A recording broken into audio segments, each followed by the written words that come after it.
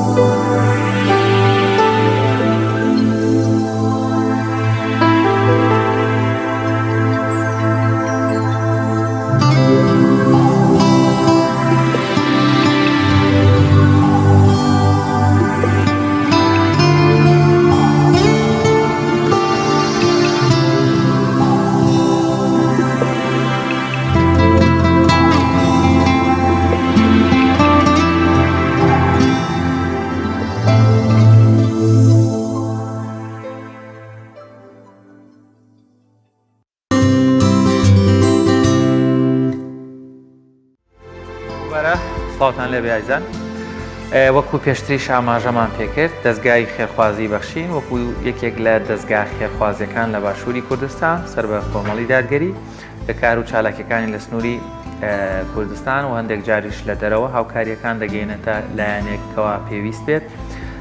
بەهۆی ئەو بارانبارین و ڕوودانی لافاو لە شاری هەولێر ڕێژەیەکی زۆر لە چەندێک لە گەڕەکەکانی شاری هەولێر لافاو زیانی بە ناو ماڵ و هەروەها کۆمەڵە قوربانیشی لێکەوتەوە. ئەمە ژوای کرد کەوا بە شێوازێکی گشتی لە سەراستی کوردستان لە هەموو لایەنەکان هەڵ بدەن بۆ کۆمەک و کۆکردنەوەی هاوکاری.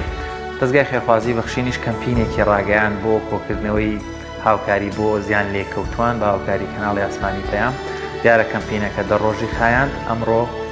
دوایەوەی کە ئەو سەرچاوە دارایی وەروە کۆمەڵێک پێداویستی کە کۆکرابوونەوە بە شێوازێکی ڕێکخرا و منەظەم لە ڕێگای تیمەکانی دەستگای خێرخوازی بەخشینەوە ئەمڕۆ کۆمەک و هاوکاریەکان دەگەیەندرێتە زیان لێکەوتوان و هەروەها دەبرێتە شاری هەولێر بۆیان. هاوکارانمان لەوێ لەگەڵ تیمی دەستگای خێرخوازی بەخشین و سەرپەرشتیارانی کەمپینەکە دەبن و هەروەها زانیاریەکانمان بۆ دەگوازنەوە لەوەی کەوا لە ماوەی ئەم دەڕۆژەیە چیان بەدەست گەشتووە و هەروەها چۆن دەیگەێنن وەر خێزانێک لەو خێزانانە کامان هاوکاری دەکەن چی پێدەدەن. لە هەموو کارەساتەکاندا دەستگای خێرخوازی بەخشین توانیوێتی جێدەستی دیار بێت و فریادڕسی خەڵکانی هەژار و کەم دەرامەت بێت لەم چەند ڕۆژی ڕابردووشدا کە بەهۆی ئەو لافاوە خەڵکی بەشێک لە ناوچەکانی هەولێر زیانێکی زۆریان بەرکەوت لەم چەند ڕۆژەدا دەستگای خێرخوازی بەخشین کۆمەک و هاوکارێکی زۆری کۆکردوێتەوە لە ڕێگەی خێرخوازانی ئازیزەوە کە ئەمڕۆ بڕیارە ئەو کۆمەک و هاوکاریانە دابەش بکات بەسەر ئەو خێزان و ماڵانەی کە زیانی لافاوەکە بەریان کەوتووە. دەچینە پارێزگای هەولێر بزانین هاوکارانمان لەوێ دیمەنی هاوکاریەکانمان بۆ دەگوازنەوە بزانین چۆن هاوکاریەکان پێشکەش بە لێقەوماوان و ئەو کەسانە دەکەن کە بەهۆی لافاوەکەوە زیانیان بەرکەوتووە.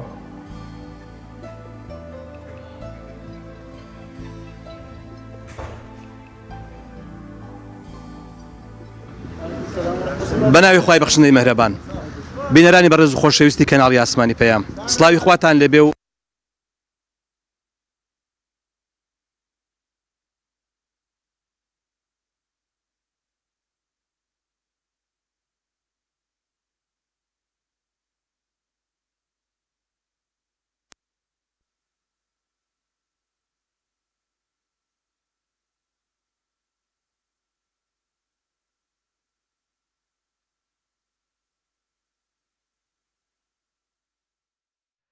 بڵێ دیارە لەوێ هاوکارانمان خەریکی ئامادەکارین بۆ ئەوەی ڕووماڵی دابشکردنی کەمپینەکە بکەن دیسانەوە دەچین و لای هاوکارانمان حاجی دووبارە سڵاوت لێبێ ئەگەر ڕووماڵێکمان بۆ بکەیت بچیتە لای سەرپەرشتیارەکان و هەروەها ڕێژەی ئەو بڕەپارەیە و وەروە ئەو پێداویستیانەی کەوا بەدەست گەیشتون لەلایەن خێرخوازانەوە لە ئاستی کوردستان بووە لە دەرەوەش خێرخوازان با بڵێن هاوکاری و پشتیوانی داراییان ناردۆ بۆ دەستگای خێرخوازی بەخشین و هەروەها چۆنیەتی و هەروەها میکانیزم و ڕێکارەکانی دابشکردنی ئەو پێویستیانە یاخود ئەو دارایی کەوا بەدەستی دەستگای خێرخوازی بەخشین گەشتوان چۆن دابش دەکرێت. چەند ڕۆژی ڕابردووش چەند کاروانێکی دەستگای خێرخوازی بەخشین نێردرایە ئەو شوێنانەوە دابشکە بەسەر هاوڵاتیانی ئەو ناوچێدا ئەمڕۆژ بڕیارە کۆتا کاروان و ئەو تەواوی ئەو پێداویستی و هاوکارانی کە کۆکراوەتەوە دابش بکرێ بەسەر ئەو خێزانە لێقۆماوانەی ئەوانەی کە زیانیان بەرکەوتووە. خۆشبەختانە لە چەند ڕۆژی ڕابردوو دابینیمان کە هاوڵاتیانی هەرێمی کوردستان زۆر بە جۆش و خرۆش و بە دڵێکی ئارام و بە دڵێکی زۆر فراوان و گەورەوە هەستان بە کاری خێرخوازی و بەخشین بە بەڕێزان و خۆشەویستانی کەناڵی ئاسمانی پەیام ئەم کاتتان باش. بەڕێزان و خۆشەویستان دیارە هەفتەیەک بەر لە ئێستا لە شاری هەولێر بەهۆی بارانێکی بەخوڕەوە لافاو و دروست بوو لەم نێوەندەشدا خەڵکێکی زۆر زەرمەند بوون و ماڵ و سەیارە و تەنانەت مەڕووماڵاتێکیش لە ناوچوو و هەروەها بەداخەوە لەسەروی هەمووشیانەوە 12 کەس گیانیان لەدەست دەکە تاوەکو ئێستاش تەرمی دوان لەو قوربانیانە نەدۆزراوەتەوە. هەر دوای ئەوەی کە ئەم کارەساتە ڕوویدا لە شار و شارستەکانی هەرێمی کوردستان دەستگای خێرخوازی بەخشین هەوڵیدا لە ڕێگای خێرخوازانەوە لە ڕێگای دڵسۆزانەوە لە ڕێگای خەڵکی هەرێمی کوردستان لە ڕێگای نووسنگەکانی خۆی لە شار و شارستەکان بە هاوکاری تۆڕی میدیای کۆمەڵ پیتاک و هەروەها خۆراک و پارە و کۆمەچی کۆ بکاتەوە بۆ ئەوەی کە بگەێنێ بەو خێزانانەی کە لەم لافاوە زیانمەند و زەرمەند بوون.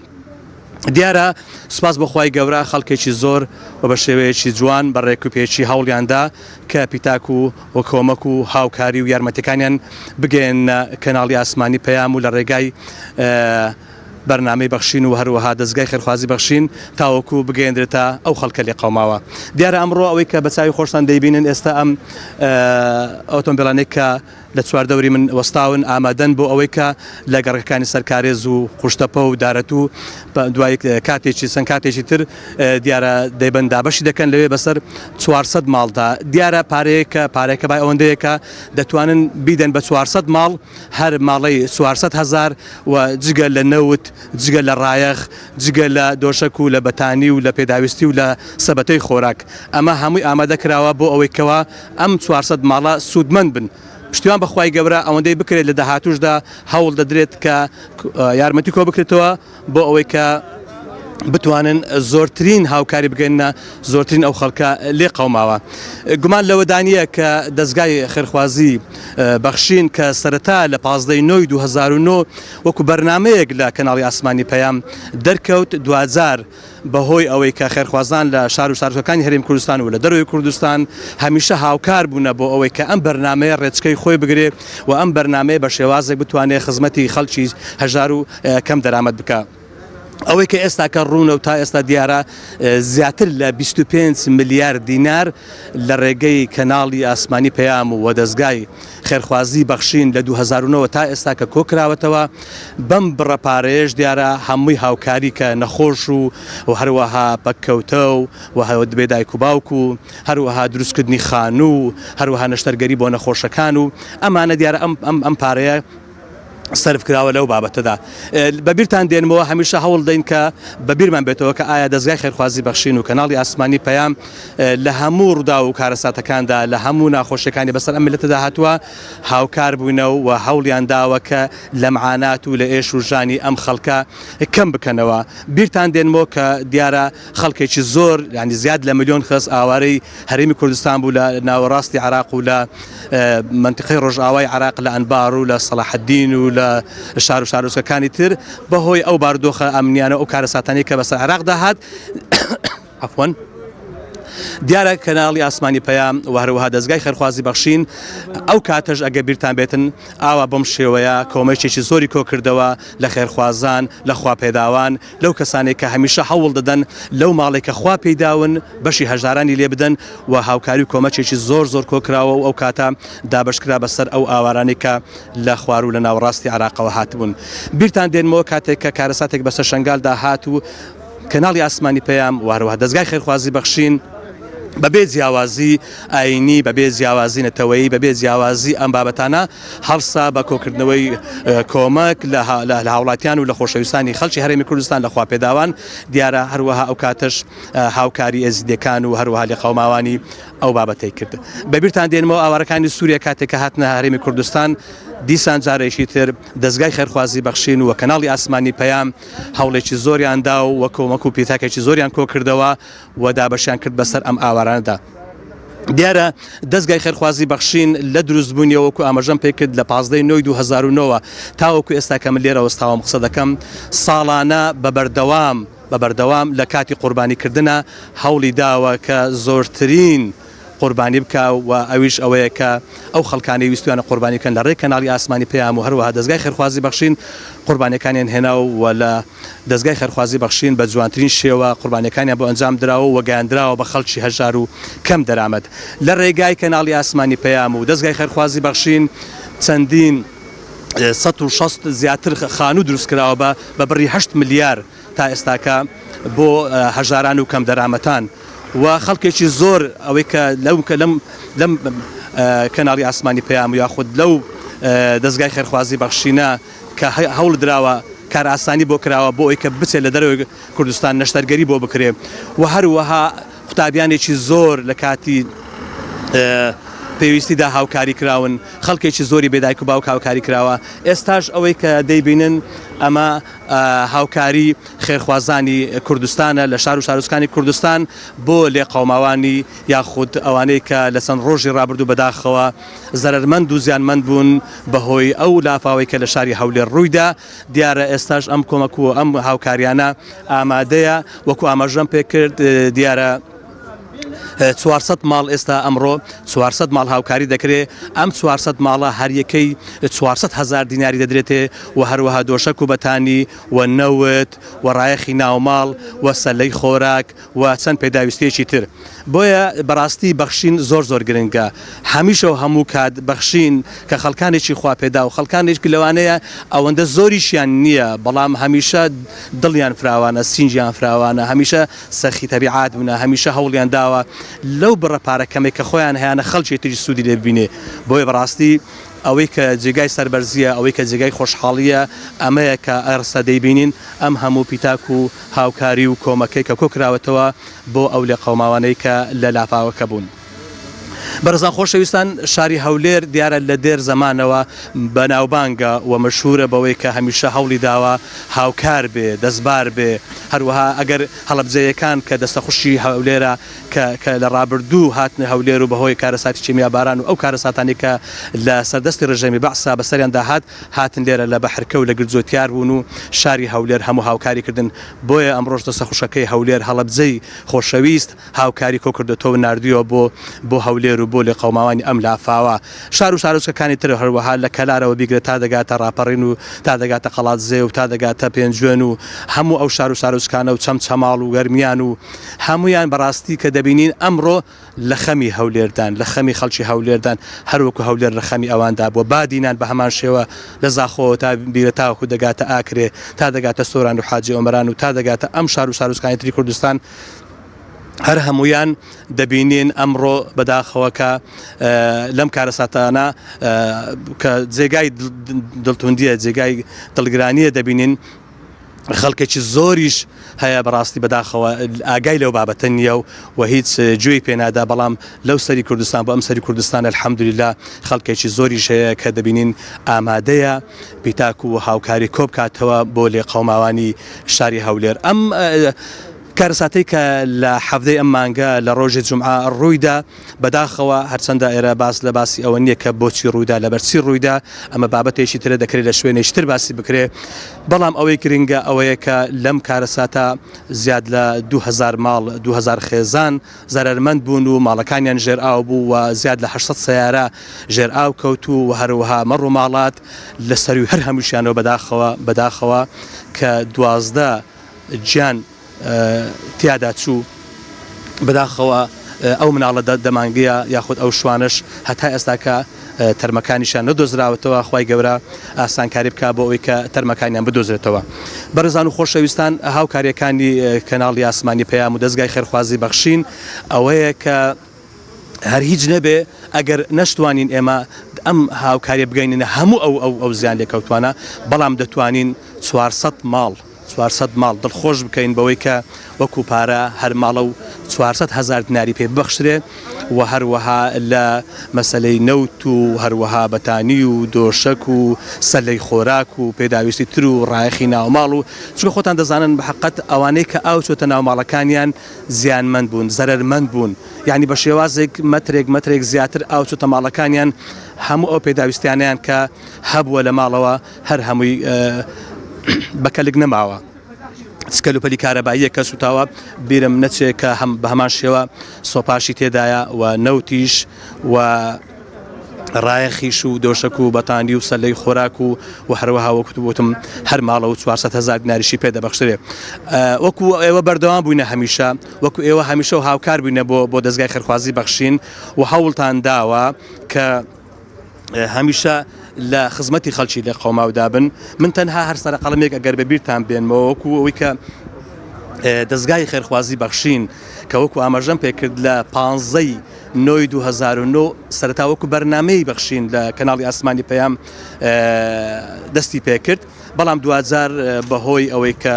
هەم ڕووداوگەلێک دروست بوون و هەم خەڵکی هەژارونەداریش زۆرە و ئەلحەمدوللا خەڵکی بەخشەریش زۆرە ئەم بەرنامەیە ئیدی سەبر گەورە بوو تابوو بە دەستگایەکی گەورە و کە ئێستاکە نەخۆشخانەی هەیە ئێستاکە و بە زۆر شێوە دەتوانێت خزمەتی خەڵکە ئەویش بە پارە و سەرۆت و سامانی چێ بە پارە و سەرۆت و سامانی ئەو خەڵکەی کەوا دڵسۆزانە دەست لە باخەڵی دێنێ و هاوکاری خەڵک دەکات ئەگەر بین سیر بکەین دوقەت دەینێ لە ماوەی ئەم چەند ساڵی بەرنامەی بەخشین و یاخود دەستگای خێرخوازی بەخشین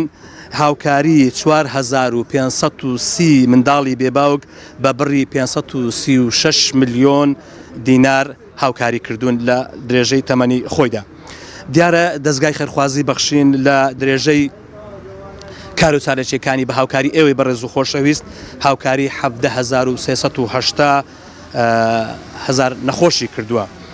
دەستگای خێرخوازی بەخشین دابینکردنی جلوبەرگ بۆ 3410 منداڵ بە بڕی 53 ملیۆن لە درێژەی کار و چالێکیەکانی خۆیدا دابشکردنی خۆراک بەسەر 36,700 خێزان بە بڕی 1 ملیار دینار دەستگای خێرخوازی بەخشین لە دروستبوونیەوە تا ئێستا هەوڵی داوە هەمیشە لە خزمەتی هەژاران و دارانبی بە هاوکاری ئێوەی بەڕێز و خۆشەویست موچەی 823 منداڵی بێباوەک بە بڕی 1 ملیار و 753 ملیۆن دینار کڕینی 5 ئۆتۆمبیل بۆ بژێوی ژیانی بە بڕی 7 ملیۆن دینار دیارە دەستگای خێرخوازی بەخشین لە ماوەی ئەو ساڵانەیە کە کاری کرد و تا ئێستاش بەردەوامە هاوکاری 3735 نەخۆشی درێژخایەنی بە بڕی 438 ملیۆن کردووە. پرۆژەی قوربانی بۆ 35306 خێزان بە بڕی 530 ملیۆن کردووە. هاوکاری 11097 خێزانی ئاوارە بە بڕی 517 ملیۆن. چارەسەری 33 نەخۆش لە دەرەوەی وڵات بە بڕی 1 ملیار دینار. هاوکاری 1385 پاکەوان و ژینگە پارێز بە بڕی 138 ملیۆن دینار. دیارە هاوکاری 2340 خاوەن پێداویستی تایبەت بە بڕی 253 ملیۆن دینار. دابشکردنی مەچینەی درومان و کردنەوەی خول بۆ 447 کەس بە بڕی 50 ملیۆن دینار. دروستکردنی 163 خانوو دروستکردنی 163 خانوو بە بڕی 8 ملیار و 889 ملیۆن دینار. ئەمە بەشێک بوون زیاتریش ماوە لە بابەتی ترکە دەستگای خێرخوازی بەخشین هەوڵی داوە و لە ڕابردوو لە 15 نۆی 2009 کە دامەزراوەکو بەرنمەیەک و لەو کاتەوە تا ئێستاکە نزیکەی 25 ملیار دیناری کۆکردوتەوە لە خەڵکی هەژار و لە خەڵکی دەوڵەمەندەوە بۆ خەڵکی هەژار. ئەمە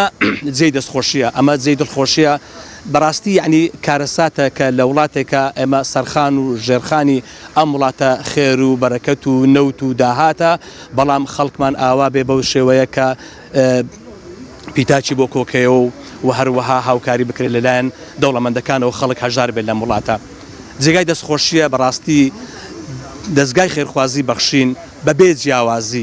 جیاوازی ئاینی بەبێ جیاوازی ڕەگەزی بەبێ جیاوازی نەتەوەیی بەبێ ئەم جیاوازیانە هەوڵی داوە لە هەر شوێنێک لە هەر جێگایەک هەژارێ هەبێ نەدارێ هەبێ لێ قەوماوێ هەبێ کەسی هەبێ پێویستی بەوە بێ کە هاوکاری بکرێ دەستگای خێرخوازی بەخشین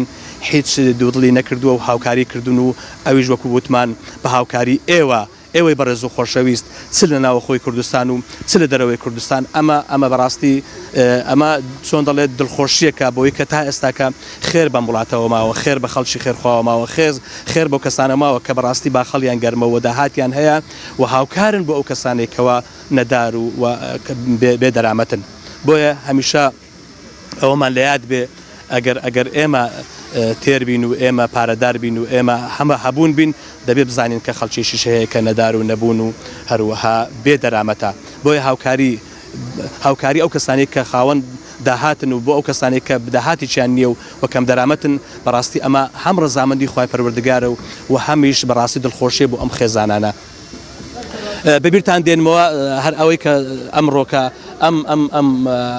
ماشەڵڵا ئەم خەڵکە و لێرە ئامادەیە و ئەم سیارە و ئەم هەموو بارهەڵگرە ئامادەن بۆ ئەوەی کە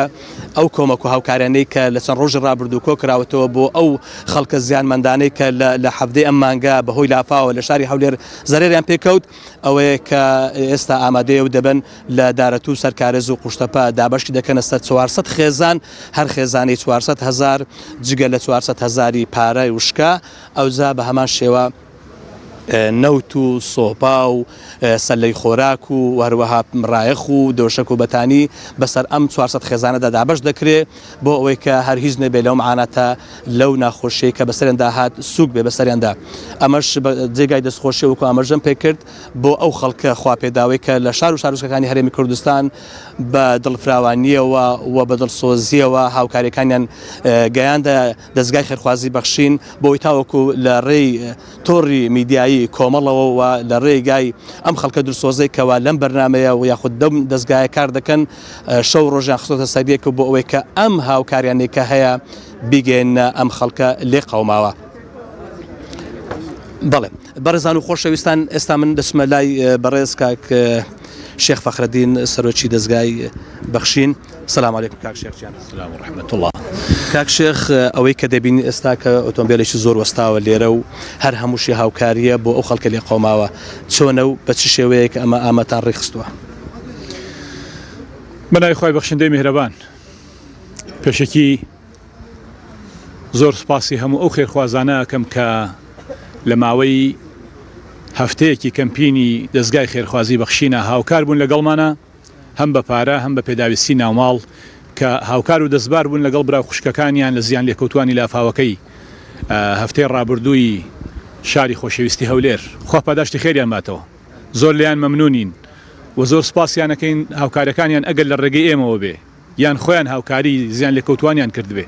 یان هاوکاری هەر ڕێکخراوێکی کە خێرخوازیان کردبێ، خوا پاداشتی خێرامەتەوە لای خواون نابێ. خەڵکی زیان لێکەوتووی هەولێر لای ئێمە عەزیزن، خۆشەویستن، هەردەم لە یادمانان و هەوڵمان داوە لە ماوەی ئەو هەفتەی کەمپینەکەمانە زۆرترین هەوڵ بدەین بۆ ئەوەی بتوانین بۆ میکانیزمی کە خۆمان بەرنامە ڕژیمان بۆ کردووە لە ستافی دەستگای خێرخوازی بەخشینە بێ بتوانین هاوکاریان بکەین. ئێمە ئەمڕۆ کۆتا هەفتەی کەمپینەکەمانە، ئێمە بە شێوەیەکی بەرنامە بۆ داڕژراو کە ستافی بەخشین لەسەری پێک هاتووین، هاوکاری 400 ماڵ ئەەکەین لەو گەڕەکە هەژار نشینانەی کە بەر زیانی لافاوەکە کەوتون.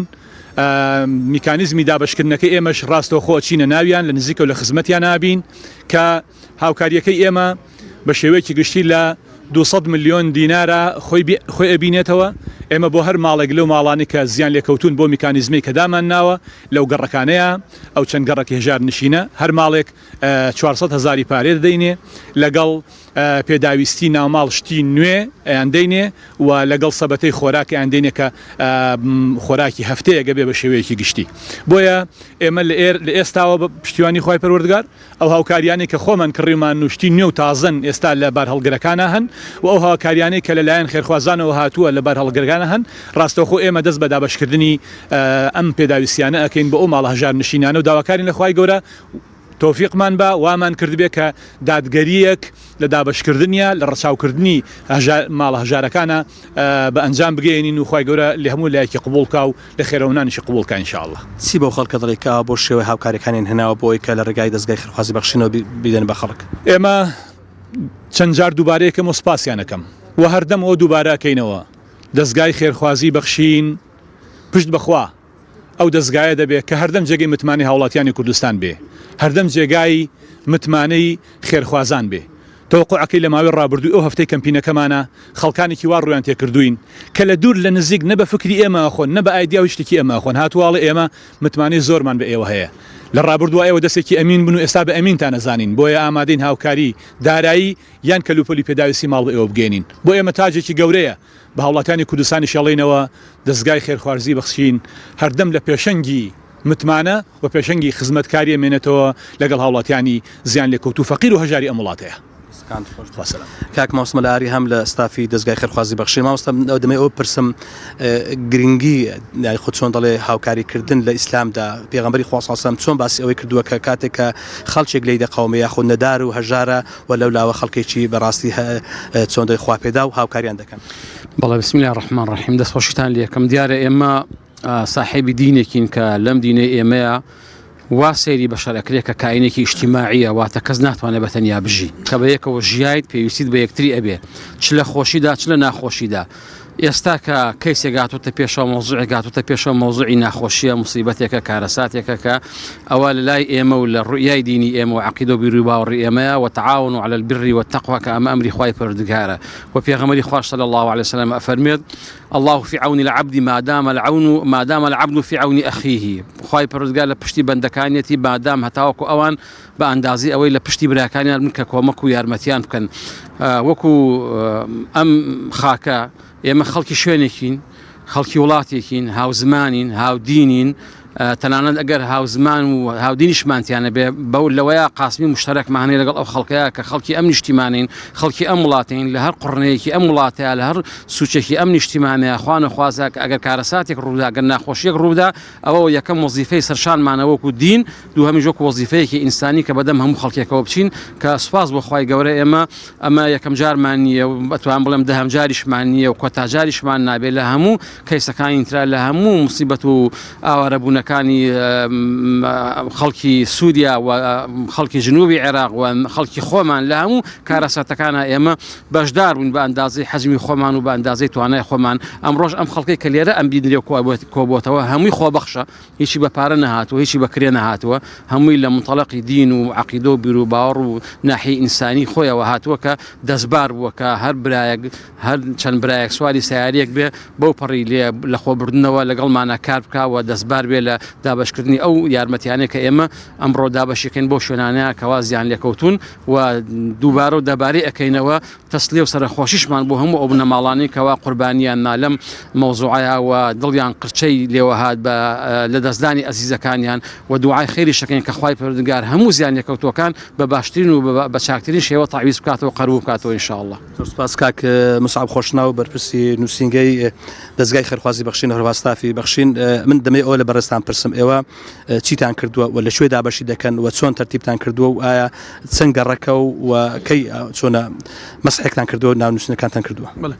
تەنها بە نای خوای پەروەردگار دیارە وەکو دەستگای خێرخوازی بەخشین دوای ئەم کەمپینی کە ڕاگەیان بەڕاستی ئێمە وەکو جەنابی مامۆستاش باسی کرد لە 12 ساڵی ڕابردوو چەندین کەمپینی ئالەم شێوەمان ڕاگەیاندووە و هاوکاریمان کۆ کردوێتەوە لە خێرخوازانەوە دواتریش گەیاندومانە بە بەو شوێنێک کە کەمپینمان بۆ ئەنجام داوە. دیارە ئێمە وەکو نووسینگا لێرە دەمێت لێرەوە بەڕاستی سوپاسی تەواوی هەموو خێرخوازانی کوردستان بکەم کە دیارە ئەم زیان لێکەوتنە بەڕاستی شاری هەولێری گرتەوە چەند گەڕێکێکی شاری هەولێر کە زیاتر لە 10 گەڕێک دەبێت کە گرتووتیەوە برێن زیانی بەرکەوتووە هەر خانەوادەیەک بە پێی عەزمی خۆی دیاری وایە سیارەوەی وایە خانوەکەی وایە کارگەیەک وایە ناوماڵەکەی لە سەرداناوە بەڕاستی کە ئەو لەفاوە برێن زیانێکی زۆر دێدا بۆ ئێمە بەڕاستیم کەمپینەمان ڕاگەیان و ئێمە ئێستا سوپاس بە خۆی گەورە نزیکەی 15 بەرهەڵگر دەبێتن کە برێن ئەوەی لە شاری هەولێر کۆکراوەتەوە ئەوەی لە دەرەوەی هەولێر و لە سلێمانی کە گەێنراوەتەوە ئێرکوانەوە و ئەو بڕەپارەیە کە لە تەواوی کوردستان و شاری هەولێر و سلێمانی هەمی کە کۆکراوەتەوە بەڕاستی نزیکەی 200 میلیۆن دینارە ئێمە 160 میلیۆنمان دیاری کردووە بۆ 400 خانەوادە کە هەر خانەوادەی 400 هزاری پێ بدەن و 100 هزاریشمان بۆ کردون بە مەصرف بەوەی کە بتوانین کارتۆنی خۆراکی هەفتەیەکیان پێ بدەین و هەروەها دۆشک و بەتانی بۆ هەر خانەوادەیەک 4 دۆشک و برێن بەتانیان پێ بدەین و کۆمەڵێک کەلوپەل کە کۆکراوەتەوە لە هەولێر و سلێمانی و لە شارەکانی تر و بۆ خانەوادەکانی کە زیانی زۆریان لێکەوتووە لە ڕایەخ و قاپ قاچاق و سۆبا و نەوت ئێمە دامانەوە ئەمڕۆکە دابەش بکەین دیارە گەڕەکان ئەوەی ئێمە دیاریمان کردو ئەمڕۆ دابەش بکەین بەڕاستی یەکێک لەو گەڕەکانە گەڕەکی دارەتووە وهروها گەڕەکی برێن ناحیەی قوشتەپە چەند گەڕێک لە ناحیەی قوشتەپە وهروها گەڕەکی سەرکارێزە. سپاسان دەکەم. زۆر سپاس بەڕێزان خۆشەویستان ئەگەر هاوکارم لەگەڵم بێ ئەم ئۆتۆمبیلانەی کە دەبینن یاخود ئەو بەڕێز خۆشەویستانی کە هەموو هاوکارن بۆ دابشکردنی ئەم خۆراکە ئەم ئۆتۆمبیلانە شەگەر هاوکارم ئەم سیارانە کاک ئەمین ئەگەڵ سیارانە بۆ دەرخێ ئەمانش هەر ئەو ئۆتۆمبیلانان کە ئامادەن هەمووی بۆ ئەوی کە ئێستا کە بەڕێکەون بۆ ئەم گەڕەکانی کە بەڕێزان لە دەستگای خێرخوازی بەخشین ئاماژەیان پێ کرد دیارە ئەم کۆمەکی و هاوکاریەش بۆ ئەو خەڵکە زیان لێکەوتوانەی لافاوەکەی شاری هەولێرە 400 ماڵ دەستنیشان کراوە هەر ماڵی 400 هزار دینار و هەروەها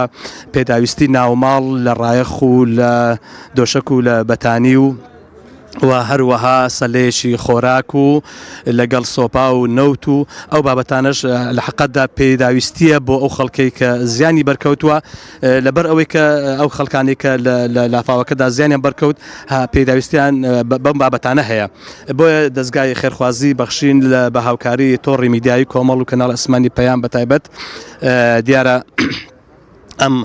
هاوکارێنیان لە خەڵکی هەرێمی کوردستان کۆ کردێتەوە و دابەشی دەکەنە سەر ئەم خەڵکە ئەم خەڵکە خۆبەخشش کە لێرێ لەگەڵ دەستگای خێرخوازی بەخشین ئێستا بەڕێ دەکەون بۆ گەڕەکەکانی دارەتوو هەروەها سەرکارێز و هەندێک لە گەڕەکەکانی ناحیەی قوشتەپە بۆ ئەوەی کە ئەم پێتاک و ئەم خۆراک و ئەم پێداویستیانە بگەێنن بەم خەڵکە لێ قەوماوەی کە لە لافاوەکاندا کاک ڕێبوار ئەگەر ئیجازە هەبێ من دەمەوێت کاک ڕێبوار وەکو پێشکەشکاری بەرنامەی بەخشین وەکو ئەوەی کە لە 15 2009 یەکەم بەرنامە پێشکەش کرا لە کەناڵی ئاسمانی پەیام بەڕێستان پێشکەشکارین تاوەکو ئێستا و خی گەورە سەرکەوتوم بەفەقتان کە کاک ڕێبوار بەڕێستان هەستان چییە لە کاتێکە ئێوە ئەم بەرنامەی پێشکەش دەکەن و بەڕاستی زۆر ینی چۆن دەڵێن مووقفی تراژیدیا ئامێستان بینیوە چی دەڵێن دەتانەوێت چی بڵێن لەم ڕۆژەدا کە دەبینن خەڵکێک ئاوا بۆ شێوەی هاوکاریەکانی کۆ کردوتەوە و دەیبا بۆ خەڵکی لێ قەوما و یاخود ئەو حاڵەتانی کە بەسەر جەنابەدا هاتووە ئەم شێوازە لە هەرسوکەوتی خەڵک بە شێوازێک لە شێوازەکان کە ئاوا دڕسۆزانە دێنە پێش ئێوە ئەنی هەستان چۆنە بەناوی خی بەخشنەی میهرەبان کە حەجیان کاری خێرخوازی جگەل لە ناو موسڵمان توێژینەوە زانستیەکان دەریان خستووە کە کارێکی مرۆ دۆستیە ڕۆحیە دەدا بە ئینسان پشو ئەدا بە ئینسان ناڕەحەتی و دەرونی لەسەر مرۆڤەکان لا ئابات ئەگەر موسڵمانیش نەبێت ئێمە خۆما بە موسڵمان ئەزانین حەم لە کوردستان زۆرینەی موسڵمانین کاتێک کەسێک لی دەخۆمێت دراوسەیەکرد گەڕەکێک لافاوێک لە هەر شوێ ڕوەدا ئەگەر هاوکاری کرد ئەگەر دەستی خێرت هەبوو ئەگەر هاندانت هەبوو کە پارەت نەبوو کاتێک بەربوومەکەی بینی بەم شێوازە بەڕاستی زۆر خۆش بەڵام وەی کە هەیەی و قفڵی کردووە ئێمە هەمیشە وتمانە بەخشین سامانێکی زۆری ناوێ دڵێکی میهرەبانەوێ دڵێکی دڵسۆزێ دڵێکی فرەوانی ئەوێ تەسەورەکەی خەڵق قەرزی کیلۆ پارەیەناوە چوە فەرشی کڕیوە لە دوکاندارەکان توێتی تا سەری معاش وەرەگرم بەس با فری ئەو کەمپینەکەم بەڵام هەمانە هەزاران فەرژە کڕێ ئەتوانێ بەڵام نایکڕێ تەنانەت هەیە تااقەتی نێسەی تەلەڤیزۆنەکان بکە کە ئەو کەمپینانە ڕاگەیەندرێت بۆ ئەوەی هاوکاری خەڵک بکە ئیگۆڕێت تەلەڤیزۆنەکان یەک بە دوایەوە چی نەبڕایەوە کەواتە من لێرە ئەڵێم سوپاس بۆ خێرخوازان سوپاس بۆ دڵسۆزان سوپاس بۆ ئەوانەی هاوکارن بۆ هەر کەسێک لێ ئەقۆمێ ئەمڕۆ لە شاری هەولێر خەڵک لێ قەوماوە ڕەنگە ماوەیەکتر لە شوێنێکترە خی گەورە بمان پارێزێ بەڵام کاتێک هەمومان یەکدەست یەکدەنگ بەبێ ئەوەی ئەو بڵێ شاری هەولێر بڵێ سلێمانی و بڵێ هەڵەبجەیە کاتی خۆی هەڵەبجەکان کە لیان قەوما تووشم کارە ساتە بوون هەولێر فریان کەوت ئێستا لە هەڵەبجەوە کەمپین لە هەموو شارەکان کەمپینەکرێ بۆ خەڵکانێک لە شاری هەولێر من دەستخۆشی لەم خێرخوازان دەکەم بەڕاستی جێگای شانازیە کە بەم شێوازەوە کەمپین دەستگای خێرخوازی بەخشین ئەمڕۆ ئەگاتە ئەوان و 400 ماڵ ئاوادان دەکرێتەوە دەستەکان خۆش سپاس بەڕێزان هەروەکو کاک ڕێبواریش و ئەو بەڕێزانش ئاماژەیان پێکرد ئەمە بەرهەمی هەوڵ و ماندووبوون و شەونخۆنی دەستگای خێرخوازی بەخشینە بە هاوکاری ڕاستەوخۆی خەڵکی خواپێداوی شار و شارۆچەکانی هەرێمی کوردستان بۆ خەڵکی لێ قەوماوی شاری هەولێر دیارە دەستگای خێرخوازی بەخشین وەکو ئاماژەم پێکرد کە لە سەرەتای دروستبوونیەوە تاوەکو ئێستای لەگەڵدا بێ زیاد لە 25 ملیار دیناری کۆ کردوتەوە و لە خەڵکی دەوڵەمەند و خواپێداوی شار و شارۆچەکان و هەروەها دەرەوەی کوردستانیش ئەم بەرنمەیە هەمیشە هەوڵی داوە ئەم هەموو کۆمەکەی کە کۆ کردوتەوە بیبەخشێتەوە بە خەڵکی هەژار و نەدار و نەخۆش و پەکەوتە و هەروەها لێ قەوماو لە کۆی هەموو ئەو بەرنامانی کە کراوە لە بەخشینە لە کۆی هەموو ئەو کۆکراوانی ئەو پارانەی کە کۆکراوەتەوە زیاد لە 8 ملیار دینار 163 خانوو دروست کراوە بۆ خەڵک مەبلەغێکی زۆر تەرخان کراوە و خەرج کراوە بۆ ئەو نەخۆشە درێژخایانانە و هەروەها بۆ کڕینی سیارە بۆ خەڵکی هەژار و بۆی کە بکەونە سەرکار بە کڕینی ماتۆرسکیلی ئەوەی کە بار هەڵگرە و دەتوانێت خەڵکێک ئیسفادەی لێ بکە بە دروستکردنی نەخۆشخانە ئەمە بەحەقەت وای کردووە کە دەستگای خێرخوازی بەخشین ببێتە جێگای متمانەی خەڵک ببێتە جێگای متمانەی خەڵک بۆ ئەوەی کە ئاوە بەم شێوەیە ئێستا ئەوە بەرهەمەکەی دەبینن ئەو خەڵکەی کە بە 1000 دینارێک هاوکاری ئەم بەرنامەی کرد بێ و بە هەرچەندێک هاوکاری ئەو بەرنامەی کرد بێ بەسیترین نمونە تەنانەت لەم هەفتەیە ئەوە بەرهەمەکەی دەبینن ئێستاکە ئەم 15 سیارە کە ئامادەیە بە کەلوپەلی پێداویستی ناوماڵ و هەروەها دەستگای خێرخوازی بەخشین بۆ پارەیە کە کۆکراوەتەوە ئێستا دەڕۆنە گەڕەکەەکانی دارەت و سەرکارێز و دەستگای خوشتەپە ناحیە قوشتەپە و چەند گەڕەشێک لە ناحیە قوشتەپە یعنی بۆ ئەوەی کە ئەم هاوکاریانە بگەێنن ئەگەرچی تموحی زۆر زیاتر هەیە لەوەی کە هەیە تموحی زۆر زیاتر لەوەی هەیە کە کۆکراوەتەوە بۆ ئەوەی کە بتواندرێت زۆرترینی خەڵک قەرەبوو بکرێتەوە دیارە بەڵام هەر ئەوەندەی کە لە دەستدا بووە ئەوەندەی کە خەڵک هاوکاری هێناوە سوپاس بۆخوا هاوکاریەکان باشن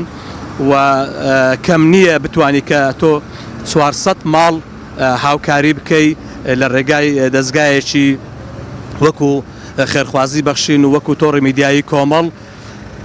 لە پێداویستی ناوماڵ لە سەلەی خۆراک لە ڕایەخ لە دۆشک و بەتانی لە سۆپا لە نەوت و هەروەها پارەی وشکە بۆ 400 ماڵ واتە هەر ماڵی 400,000 دینار دیارە ئەمە جێگای دڵخۆشیە و جێگای خۆشحاڵیە و بەڕاستی ئەمە ئەوەمان پێ دەڵێکە تا ئێستا سوپاس بۆخوا خەڵکی خوا پێدا و خەڵکی خێرخوا ماوە بۆ ئەوەی کە دەستی هەژاران بگرن بۆ ئەوەی کە هاوکاری هەژاران بن بۆ ئەوەی کە هاوکاری لێ قەوماوان بن تاوەکو لەم ناخۆشی و لەم کارەساتێک کە بەسەرێندا هاتووە باریان سوک بکرێ و هەروەها دڵیان بدرێتەوە دڵنەواییان بکرێ بۆ ئەوەی کە تۆزێک لە غەمەکانیان کەم کەینەوە بیرتان دێنمەوە کارەساتەکەی حەفتەی مانجی ڕابردوو حەفتەی ئەم مانگە کە لە شاری هەولێر بەهۆی بارانەوە لافاوێک دروست بوو بەداخەوە 12 کەس گیانیان لەدەستدا و لەوانیش دوانیان تا ئێستا کە تەرمەکانیان نەدۆزراوەتەوە و ئەو خەڵکە زیانمەند و زەرمەندەی کە لە شاری هەولێر زیاد لە 2000 خێزان زیانمەند بوون و هەروەها سیارەیەکی زۆریش 800 سیارە تیادا لەم لافاوە زەرریان بەرکەوت و دەبینین لە ڕێگای دەستگا خێرخوازیەکانەوە هەوڵ دراوە تۆزێک لە معاناتی ئەو خەڵکە کەمکەنەوە ئەوەی کە دەبیندرێ ئێستاکەش لە بەرچاوی ئێوەیە هاوکارانم ئەگەر کاک ئەمین ئەم وێنانە ئەم وێنانە بگوازێتەوە بۆ ئێوەی بەڕێز و خۆشەویست ئەمە ئەم ئۆتۆمبیلانن کە ئامادەکراون بە پێداویستی تایبەت وەکو ئاماژەم پێ کرد کاک ئەمین ئەگەر بسوڕێ ئەولایە کاک ئەمین ئەم پێداویست و کەلوپەلانن کە لە ڕێگای دەستگای خێرخوازی بەخشینەوە کۆکراوەتەوە بە هاوکاری کەناڵی ئاسمانی پەیام و خۆت تۆڕی میدیایی کۆمەڵ بۆ ئەوەی بگەیەندرێتە خەڵکی زیانمەند و زەرمەندی لافاوەکەی شاری هەولێر ئەو پێداویستیانە وەکو ئاماژەمان پێ کرد بریتە لە کەلوپەلی ناوماڵ وەکو ڕایەخ و دۆشک و بەتانی و سۆپا و نەوت و هەروەها سەلەی خۆراکی و لەگەڵ هەر ماڵەش لەگەر هەر ئەو کەلوپەلانە هەر ماڵە و 400,000 دیناری پێ دەدرێت دیارە ئەمە بۆ 400 ماڵە بۆ 400 ماڵە هەر ماڵی 400,000 دیناری پێ دەدرێت دیارە کەلوپەلەکانیش هەمووی کەلوپەلی تازن کەلوپەلی نوێن و ئەو کەلوپەلانن وەکو ئاماژەم پێ کرد لە هەولێر و لە شار و شارەوچەکانی تری هەرێمی کوردستان گەیەندراوەتە دەستگای خێرخوازی بەخشین و دەستگای خێرخوازی بەخشینیش وەکو پیشەی چەندین ساڵەی خۆی دیارە هاوکاری کۆ دەکاتەوە لە خەڵکی دەوڵەمەند و خواپێدا و بۆ خەڵکی هەژار و لێ قەوماو ئەمەش هەروەکو خوای گەورە دەفەرمێ وتعاونوا على البر والتقوى ولا تعاونوا على الإثم والعدوان ئێوە هەمیشە وەکو مسلمان هاوکار بن لە کاری چاک و لە کاری خێر و دوورکەونەوە لە کاری خراپ و هاوکاری یەکتر مەکەن لە سەرکاری خراپ دیارە هەر کەسێک لە ئێستادا لە توانایدا هەبێ و بتوانێت دەستی خەڵکی هەژار بگرێ و هاوکاری خەڵکی هەژار بکە بێگومان ئەمە هەم لە دنیادا خۆی دڵخۆش دەبێ و هەم لە دنیادا وەکو پێغەمبەری خوا دەفەرمێ صلی الله علیه و سلم هیچ ماڵێک بە سەدەقە کەم ناکە بەڵکو نەشونما و زیاد دەکا ئەوە جگە لەمەش دەبێت بە ئەزر و پاداشتێک بۆی لە ڕۆژی دواییدا ئەمە واقعەکە و هەر هەمومان بە تەجربە بینیومانە و لە ڕابردووە و لە ژیانی هەموو تاکتاکی ئەم کۆمەلگایە ئەومان بینیوە کە چۆن مرۆڤ لە کاتێکە هاوکاری کەسانێک دەکا هەمیشە دڵخۆش دەبێ بەوەی کە ڕۆژێک لە ڕۆژان بتوانێت هاوکاری خەڵکێکی نەدار و هەژار بکە هەمیشە هەژارەکانیش دوعای خێر بۆ ئەو کەسانە دەکەن کە هاوکاریان کردوون بەم شێوەیە یعنی چۆن دەڵێ کە دەبینین خەڵکی هەژار و نەدار دوعا بۆ خەڵکی پارەدار و خەڵکی خوا پێدا و دەکا و خەڵکی خوا پێداویش دێ هاوکاری هەژاران دەبێ بە تایبەتی لە کارەساتکان لە کاتی ناخۆشی لە کاتی ئەم بارودۆخەی کە بەسەر بە تایبەتی شاری هەولێر داهات ئەمە جێی دڵخۆشیە و جێی دەستخۆشیە کە خەڵک بەم شێوەیە دڵسۆزانە لە تەواوی شار و شارۆچەکان هەوڵیاندا بە پێی پێداویستی ئەو خەڵکە و یاخود بە پێی توانای خۆیان هاوکاری و پیتاک کۆ بکەنەوە و بیگەێنە دەستگای خێرخوازی بەخشین تاوەکو ئەویش لە ڕێگای دڵسۆزانی خۆی کە هەمیشە شەو ڕۆژیان خستە سەرێک بۆ ئەوەی کە ئەم کۆمەچیانە ئامادە بن و بیگەێنە دەستی ئەو خەڵکە لێ قەوماوە دەستگای خێرخوازی بەخشین لە ماوەی ڕابردوو لە ساڵانی ڕابردوو هەمیشە هاوکار بووە هەمیشە دەستبار بووە هەمیشە لە خەمی خەڵکی هەژار و کەم دەرامەت و ئاوارەکاندا بووە جیاوازی نەکردووە لە نێوان ئەمە کوردە یاخود ئەمە عەرەبە یاخود ئەمە مسلمانە یاخود ئەوە غەیری مسلمانە بەڵگەشت بۆ ئەوە لە کاتی کارەساتی شنگالە دەستگای خێرخوازی بەخشین کۆمەکی کۆکردەوە لە خەڵکی کوردستان و وەگەیاندیە لێ قەوماوانی شنگال لە کاتی ئاوارەبوونی خەڵکی خوارو و هەروەها ناوەڕاستی عراقیشە دەستگای خێرخوازی بەخشین لە ڕێگای دڵسۆزانیەوە لە ڕێگای خەڵکی خواپێداوە هاوکاری کۆمەکی کۆ کردەوە و گەیاندی بە ئاوارەکان هەروەها ئاوارەکانی ڕۆژ ئاوا کوردستانی ڕۆژ ئاوا هەروەها خەڵکی تری کەم دەرامەتی ئەم کوردستانە دیارە دەستگای خێرخوازی بەخشین درێغی نەکردووە سوپاس بۆ خوا ئەویش لە ڕێگای چۆن دەڵێ کۆمەک و هاوکاریەکانی دڵسۆزان و خەڵکی خواپێداوی ئەم وڵاتە ئەوەیە کە هەفتەیەکە هەوڵیاندا و ماندوو بوون و شەونخۆنیان کردتاوەکو ئەم کۆمەچیە لە خەڵکەوە وەربگرن بیدەنەوە بۆ خەڵک زۆر خۆشە کە دیمەنێک ینی دڵ ئینسان خۆش دەکات دەبینی کە خەڵکانێک خواپێداون و دەست دەخەنە باخەڵیان و دڵی خەڵکانێکی کەم دەرامەت و یاخود دڵی خەڵکانێک خۆش دەکەن کە لەم لافاوە زەرمەند بوونە سوپاس بۆ خوا کە ئێستا ئەمە بەرهەمی ئەم هەفتەی دەستگای خێرخوازی بەخشینە بۆ خەڵکی کارەساتباری شاری هەولێر کە لە ڕێگای دەستگای بەخشینەوە ئێستاکە ئەم کەلوپەلانە دەگاتن ئەمەش وەکو ئاماژەم پێکرد بۆ کۆتاجاریش بێ بەبیرتان بێنمەوە کە 400 ماڵ ئەمڕۆ لە گەڕەکانی سەرکارێز و دارەتوو و هەندێک گەڕەکی ناحیە قوشتەپا کۆمەک دەکرێن لە ڕێگای هاوکاری دەستگای خێرخوازی بەخشین و کەناڵی پەیام بۆ زیان لێکەوتوانی لافاوەکەی دیارە هەر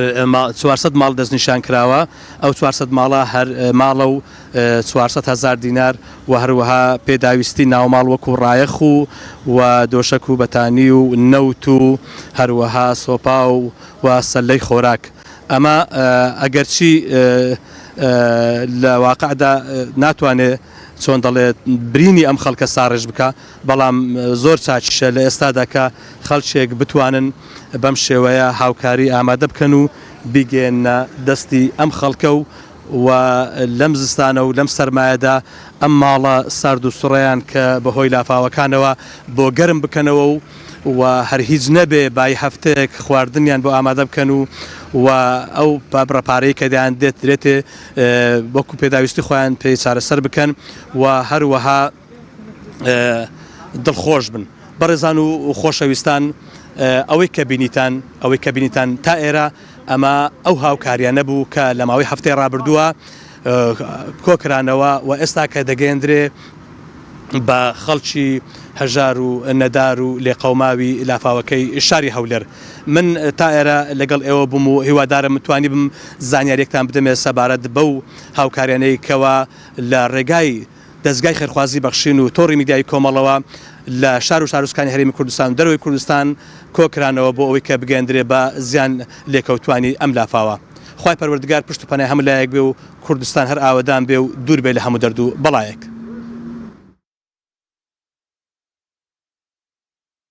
دەستخۆش کاک حاجی ئەنوەر سەباح لە هەولێرەوە لەگەڵ مامووی شەڵا دواتریش بە پێمەجال دەگەڕێنەوە لات. ئێستاش دەچینە لای هاوکارمان سامان فەتاح.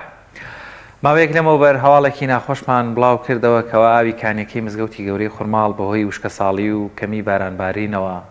وشک بوو، کامیش ماوەیەکی زۆر بە سەریا تێپەڕی بوو کە کەمی نەکرد و وشکی نەکرد و بەڵام پێمان بێ سامان ئەمڕۆ هەواڵێکی خۆشمانایەتێ و چۆتە سەر کانیەکەی مزگەوتی گەورەی خوڕماڵ و دەڵێ بەهۆی بارانبارینەوە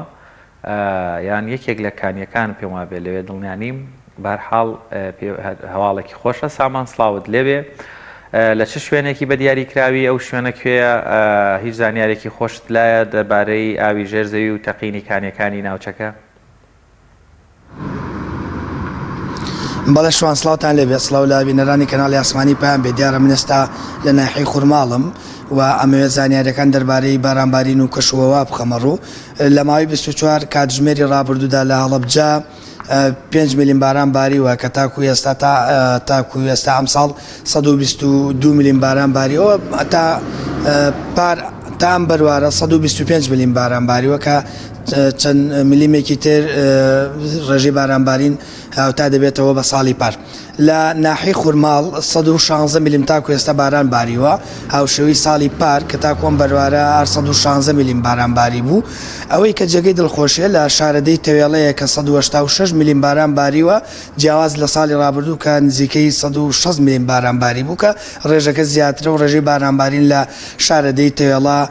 زیاترە جیاواز لە ساڵی ڕابردوو. جگە لەوەش ئەگەر بڕوانیدا شاخ و چیا و شاخ و کێوەکانی هەڵەبجە دەبینین بەفرێکی باش باریوە و ڕێژەی بەفرێکی باش چەند سانتیمێک بەفر باریوە کە ئەمە بۆتە جێگەی دڵخۆشی و زۆربوونی ڕێژەی ئاو. ئەمەوێ ئاماژە بۆ بکەم کە خۆدا ئاماژەت بە هەواڵێکی خۆش کرد ئەوەیە کە سەرچاوی ئاوی زەڵم تەقیوە شوانە لەگەڵەوەی کە کانی و کارێزیکی زۆر لە سنووری پارێزگای هەڵەبجە لە سنووری ئەورامان تەقیون و جگە لەوە شکانی شیرەمەڕ کە ئەویش ماوەی چەندین ساڵ بوو کە بشکی نەکردبوو، بەڵام لە ساڵی ڕابردوودا وشکی کردبوو ئاوی تێدا نەما بوو بۆی ئەو ڕێژە زۆرە بارانبارینەی کە لە ماوەکانی ڕابردوودا باری بوو ئەو کانی و سەرچاوێش ژیاوەتەوە بوونی و بژانەوەی سەرچاوی زەڵم خۆی لە خۆی داگرنگی ئەوەیە کە چەندین سەرچاوی دیکە و باخ و باخات و ڕز و ئەو بابەتانی لەسرە بۆ ئەوەی کە بژێتەوە. ئەمە کۆی گشتی زانیاریەکان بوو دەربارەی کەشوەوە لە سنووری پارێزگای هەڵەبجە و ئەورامانات و سنووری ناحی خوورماڵ. سامان وا دەردەکەوێت لای تۆمڕۆ خۆرە لەوێ، ئەنی باران نابارێت وایە؟ دانیار خۆرەتاوە، بەڵام بۆی وەک ئاماژەم پێکردە و ڕێژە زۆرە بەفرێکە لە شاخ و کێوەکانی ئەورامان و دەوروبەری هەڵەبجە و باڵامبوو و شنووریە باریوە کەشوەوە کەمێک ساردە و ئەو وڵاتیانی کە دەبینی خۆیان بە پاڵتەوە پێچاوەتەوە و کزەبایەکی فێنک و ساردی دەیویست بۆی کاریگەری ئەو شەپۆ لە بەفربارینەی کە ناوچەکەی گرتووەتەوە و باریوە لە ڕۆژانی ڕابردوودا. زۆر سپاس بۆ پەیامێرمان سامان فەتاح لە هەڵەبجە و لەگەڵمانەبووی. بزانین پەیامێرانی دیکەمان کی ئامادێ. ئازاد و مەراوایی لە سۆرانەوە لەگەڵمانە کاگازات سڵاوی خوا لێبێت و دوایین زانیاری و چالاکیەکان چین لە ئێوە. سڵاو لە تۆ لە بینەرانی بەڕێز بێتن. دیارە سەبارەت بە ڕەوشی کەشوهەوا لە سنووری ئیدارەی سۆران دیارە لە دوێنێەوە شەپۆلێکی بەفربارین ڕووی لە ناوچەکە کرد، ڕێژێکی باش و دڵخۆشکەر لە سنووری ئیدارەی سۆران لە ناوچە شاخاویەکان و بەشێک لە ناحیە و گوندەکانی دەبەرەکە باریوە. ئەگەر ئاماژەیەک بە ئاماری بەفربارینی دوێنێ بدەم بە تایبەتی لە سنووری ناحیەی سمیلان لە دۆڵی ڕوست سەروی 50 تاوەکو 70 سانتیم لەم سنوورە بەفر باریوە، هەروەها لە سنووری سۆران و برادۆست زەروی 20 سانتیم بەفر لەم ناوچەیەش باریوە، هەروەها لە سنووری ناحیوەرتێ ڕێژێکی باشی بەفر باریوە و هەروەها لە ڕێگای پیرەفات 20 سانتیم بەفر باریوە، هەروەها لە ڕێگای شێروان سێلکێ 50 سانتیم بەفر باریوە. دیارە کەشەوەی ئەمڕۆ بارانبارین و بەفربارین بەردەوامی نیە بەڵام بارستە هەوایەکی ساڕ ڕووی لە ناوچەکە کردووە پلەکانی گەرما زۆر دابەزیون و کەش و هەوای ناوچەکە زۆر سار بووە دوێنێ تا ڕادەیەک بەهۆی بەفربارینەوە ئاستەنگ لە بەشێک لە ناوچەکان دروست بوو بەڵام لە ئەمڕۆدا ڕێگاکان کراون بەڵام ئەوەی گرنگە شۆفێران و هاوڵاتیان کە ڕوو لەو ناوچانە دەکەن پێویستە وریای خۆیان بن چکە پلەکانی گەرما لە ناوچە شاخاویەکاندا بەزیون ڕەنگە ڕێگاکان تووشی بەستەڵک بن لە ڕۆژیشدا بەشێک لە ڕێگاکان تووشی بەستەڵەکە بن بۆ پێویستە هاوڵاتیان ئاگاداری خۆیان بن چکە لەم ڕۆژانەدا کەوا پشوون گەشتارێکی زۆر لە ناوە خۆی هەرێمی کوردستان لە شار و شارۆچکەکان هەروەها لە دەرەوەی هەرێمی کوردستانیش ڕوو لەم ناوچە شاخاویانە ئەکاتن بۆ بینینی دیمەنەکانی بەفر و یاریکردن لە نێو بەفر بە حکمی ئەوەی لە نێو سنتەری شارەکان بەفر نەباریوە ئەمە شو ئاکاتن کەوا هاوڵاتیان ڕوو لە ئەو ناوچە شاخاویەکان بکەن بەگشتی کەش و هەوای سنتەری سۆران ئەمڕۆ زۆر ساردا بە حکمەوەی کەوا دەوروبەری سۆران شاخەکان هەمویان بەفریان کەوتۆتە نزیک 15 سانتیم لە شاخەکانی دەوروبەری سۆران بەفرباری وە سۆران ئەتوانم بڵم وەکو سەلاجەیەکی وا لێ هاتووە زۆر سارد بووە ئەگەر ئاماژەیەکیش بە هاتنی گەشتیار بدەین دیارە ناوچەکە بەهۆی هاتنی گەشتیارەوە تەواو دەبوژێتەوە چونکە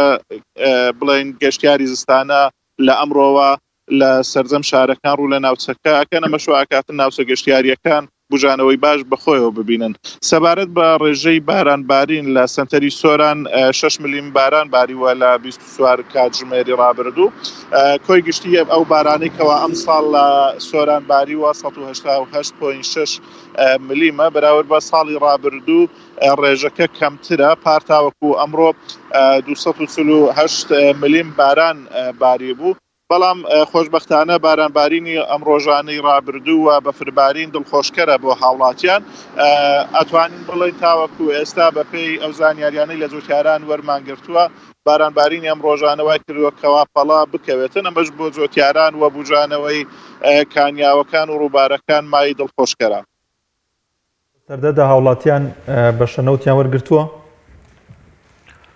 کاک دانیار سەبارەت بە بەشەنەوت لە سنووری ئیدارەی سۆران هاوڵاتیان بەشێک لە زۆربەی گوندەکان نەوتیان وەرگرتووە کەوا تەنها یەک بەرمیل نەوتە بەرمیل نەوتەکەش تەنها 200 لتریان پێدراوە 20 لتری بەراورد بە ساڵانی ڕابردوو کەمترە بەڵام ئەم بەرمیل نەوتە بەشی هاوڵاتیانی ناوچەکە ناکاتن چونکە ناوچە شاخاویەکان بە تایبەتی گوندنشینەکان و سنتەری قەزای سۆران ناوچەیەکی سارد و بەفراویە ئەمەوە ئاکاتن کەوا ئەم بەرمیل نەوتیان تەنها بەشی 15 ڕۆژ تا 15 ڕۆژیان بکاتن پێویستی زیاتریان بەنەوت ئەبێتن بەشێکی زۆر لە گوندنشینان سۆپایدار بەکار ئەهێنن کامەش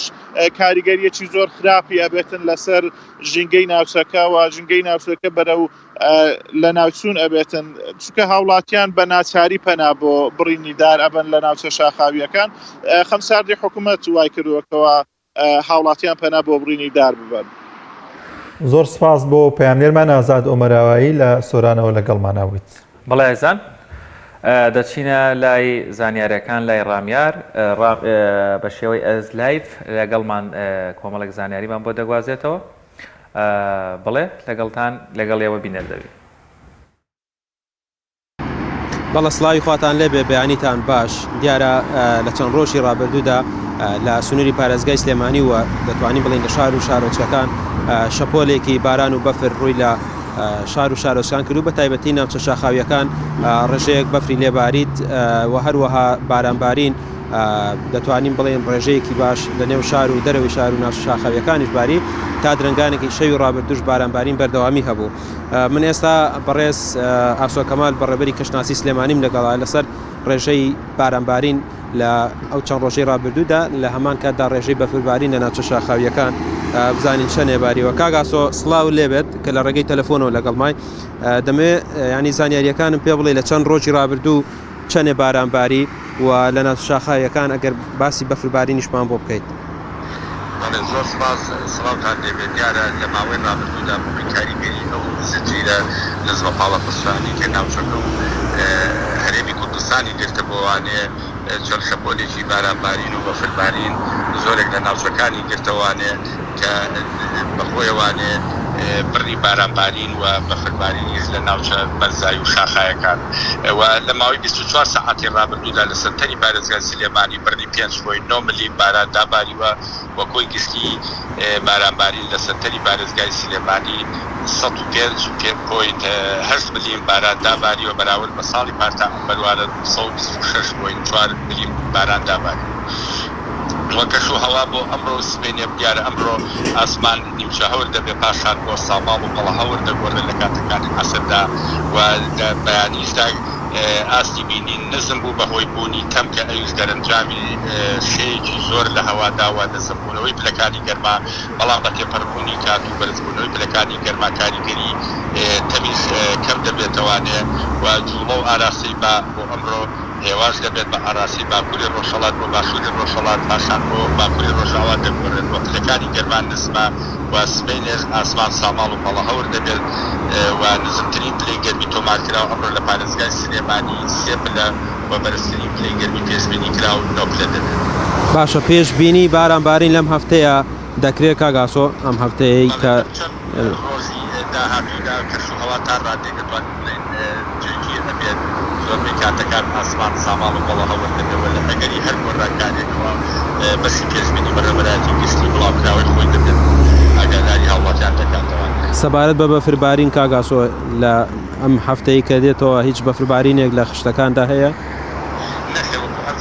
زیاتر بەفربارینەکانی جۆرێکە لە بارانبارینەکان کە لە کاتی بوونی هەر ئەگەرێکی نزمە پاڵە پەسۆ و شەپۆل هاتنی شەپۆلی بارانبارین بەفربارینەکانیش دیارە زیاتر سەرەتا لە ناوچە شاخاوی و بەرزاییەکانەوە دەست پێ دەکات باش پاشان ئەگەر پلەی گەرمای ناو شارەکانیش گونجاو بوو لە بەفربارینەوە ئەگەری بەفربارین دەبێت بەڵام تا ئێستا هیچ حاڵەتێکی لەو بابەتەمان نییە و کەشوهەوا بۆ ڕۆژانی داهاتووش تا ڕادێک بەرەو جێگیر بووەکان. بەڵێ سەبارەت بە ناوچە شاخاویەکان بۆ هاتوشەی ئۆتۆمبیل و هاوڵاتیان هیچ مەترسی نییە بە تایبەتی مەسەلەی بەستانی شەقامەکان لە ئارادان دەبێت بەهۆی ئەو شەیە کە هەیە لە ئێستا؟ بەڵێ هەر دوێنێ و پێرێ بە بەشی پێشبینی بڵاوکراوەیەکی ئەگادارکردەوەی بڵاو کردوانە کە پلەکانی گەرمان دیارە بۆ ئەمڕۆ نزم دەبێتەوانێ و عادەتەن لە دوای ئەو بارانبارینە زۆران و بەفربارینانە نەختێک ئاستەنگ دروست دەبێت هەندێک جار دروستبوونی تەموەکەوەی ئەمڕۆ بینیمان لە زۆرێک لە ناوچەکانی پارێزگای سلێمانی و ڕێگاکانی دەوروبەریە کە تەم دروست بوو کە تا ڕادێک ئاستی بینینی کەم کردبووە لە هەمان کاتیشا بەهۆی نزمبوونەوەی پلەکانی گەرمان زۆرێک لەو ناوچانە بە تایبەتی ناوچە شاخاوەکان و ناوچەکانی دەرەوانێ پلەکانی گەرمای نزمبووانەکە لە هەندێک شەختە و بەستەڵک دروست دەکات بۆیە پێویستە هاوڵاتیان و شۆفێران پابەر بن بە ڕێنمایەکانی هاتوو چۆکردن لەم کاتانەدا. بەڵێ دەست خۆش کاگاسۆ سپاس بۆ جەنابەت کە لەگەڵمان بووی سپاس کاتێکی خۆش سپاس سەرچاو. بەڵێەوەی کە بینیتان ینی پێشبینی کەش و هەوای چەند ڕۆژی داهاتوو بە چەند ڕۆژی ڕابردوو بوو کە ڕێژەیەکی باش بارانبارین باریوە هەرچەنە لە بە بەراورد بە ساڵی پار بارانەکە کەمتر باریوە بەڵام پێشبینی دەکرێت کە ئەم ساڵ ینی بارانەکە لە مانگی دوانزۆ کە دەستی پێکردووە بەردەوامی هەبێت و لە هەمان کاتدا ینی بۆ مەسلەی پێشبینی بەفربارین جۆ کاگاسۆ ئاماژەی پێکرد کە جارێ لە خشتەکەیە بەم جۆرەیە گۆڕانکاریەکان بەردەوام لە گۆڕانکاری بەردەوامە کەشوهەوە بەڵام دیار نییە کە ینی بەفربارین دووبارە دەبێتەوە یاخودنا بەڵام ڕێنمایی بۆ هاوڵاتیان ئەوەیە کە لە ناوچە شاخاویەکان ئاگادار بن چووکە سبەی و دوو سبەی پێشبینی ئەوە کراوە کە پلەکانی گەرما بۆ 0 دابەزن بۆیە ئەگەری باستان هەیە لە ناوچە شاخاویەکان و ناوچە بەرزەکان بۆیە ڕێنمایی هاوڵاتیان دەکرێت بە وریاییەوە لەو شوێنانە شۆفێری بکەن. بەڵێ زۆر سپاس بۆ هاوکارمان ڕامیار عوسمان بە هیوایەوەی لەم جەوە سەرمایە و ساردیەدا هاوڵاتیان خۆیان بپارێزن بە دیاریکراویش ئەوانەی کەوا خانووەکانیان ڕێژەی هەوا دەرچوونیان کەمە و سۆپای غاز یاخود سۆپای دار بەکاردێنن هەوڵ بدەن ڕێژەی دوان ئۆکسید واتە دووکەڵ نێتەوە ناو ماڵەکە یاخود زۆرجار بە چاویش نابیندرێ بە هەستیشی پێ ناکرێت بۆی خراپی کوالەتی نەوت و فتیلە و سۆپاکەوە بەداخەوە هەموو ساڵێک دەبینین کۆمەڵێک لە هاو نیشتیمانیانمان دەبنە قوربانی گیان لە دەست دەدەن تکایە لە دەکاتی داگیرساندنی سۆپایە با بەشێک لە غورفەکە بەکراوەی هەبێ شوێنی هەوا گۆڕکەیەک هەبێت بۆەوەی سەلامەت و تەندروست باش بن. بەلازان و خۆشەویستان بەرنامەی ئەمڕۆمان تایبەت بوو بە ئەو هاوکاری کە دەستگای خێرخوازی بەخشین کۆی کردوێتەوە دابەشی کرد بەسەر ئەو هاوڵاتیانی کە زیانیان بەرکەوتووە کە وەک پێشتر هاوکارمان ئاماژەی پێکرد 400 ماڵ توانراوە سوودمەند من لەو پارە و کۆمەکەی کە وەرگیراوە و کۆکراوەتەوە دابشکراوە بەستەریاندا کە هەر ماڵێک 400,000 بەرکەوت کە ئەمە هاوکارێکی زۆر باشەوە توانراوە هیچ جێدەستی دەستگای خێرخوازی بەخشین دیار بێتە چەندەوە کۆکارمان پێشوتی ژاماژی پێکرد لەوانەیە نەتوانێت زۆر جێ بگرێت بەڵام لە ئێستادا و لەو بارودۆخی کە لە ئێستادا تیاندایە دەتوانێت جێگەی بگرێت بۆیان و بۆ هیوایی کە خێرخوازانی دیکەش بەردەوام من لەوەی کە هاوکاری ئەو کەسانە بکەن و ئینشاءڵڵا کۆتایی بە هەموو نەهامەتیەک و هەموو ناخۆشیەک بێت و دو ناخۆشی ئەو باوکاری هاوکارانمان لە پەیام ئەمڕۆ بڕگە و بابەتەکانی پەیامی ڕۆژ بە کۆتا گەشت تا پرۆگرامێکی تر بەخواتان ئەسفێرین خواتان لەگەڵ.